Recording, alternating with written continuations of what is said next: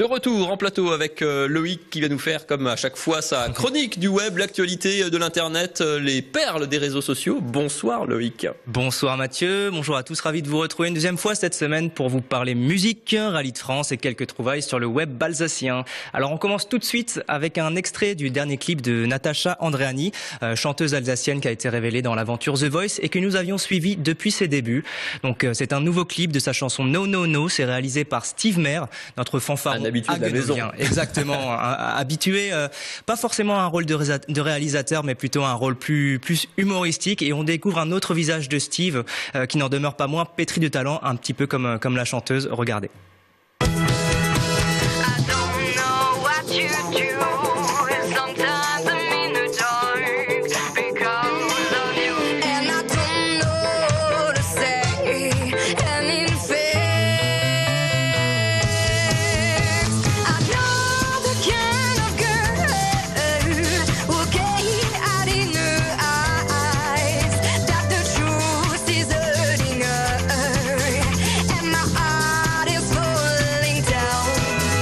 Natacha Andreani à suivre donc Loïc. Oui, une artiste vraiment à fort potentiel. Nous parions sur son éclosion dans les prochains mois. Un événement qui a déjà fait ses preuves, lui, depuis de nombreuses années et qui arrive bientôt, c'est le Rallye de France-Alsace. Donc, début du Rallye de France la semaine prochaine, ça sera jeudi 2 octobre.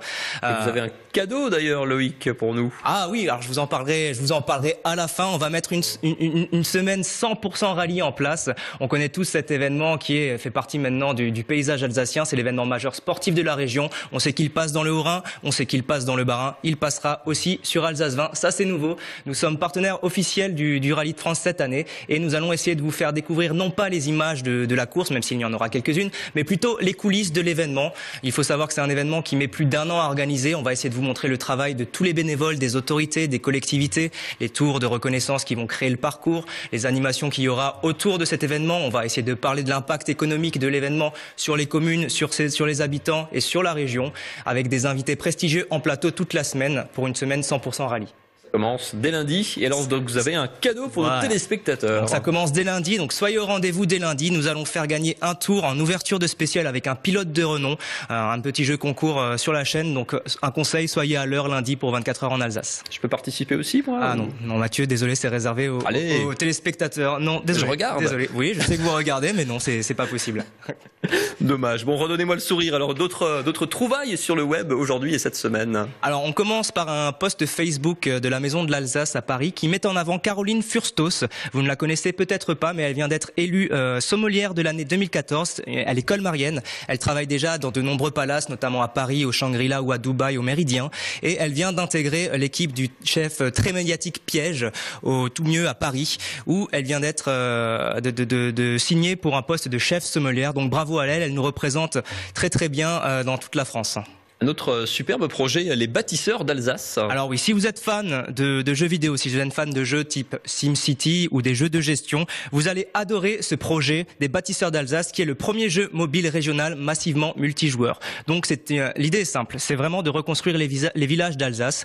Vous commencez le jeu, on vous donne un village au hasard avec un village à bâtir et vous apprenez de nombreuses informations sur ce village-là. Donc c'est vraiment random, c'est un projet encore. Il est inscrit sur la plateforme de crowdfunding de Alsace Innovation. Donc n'hésitez pas à vous rendre soit sur leur page Facebook des bâtisseurs d'Alsace, soit directement sur le site d'Alsace Innovation. On peut jouer au travail? Non, ça c'est interdit, je crois. Sinon... Ah zut, ça a une belle image alors pour terminer.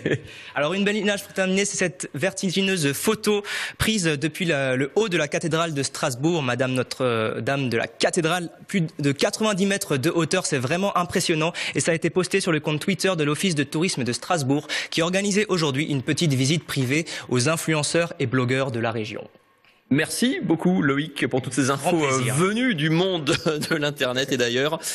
Et à la semaine prochaine.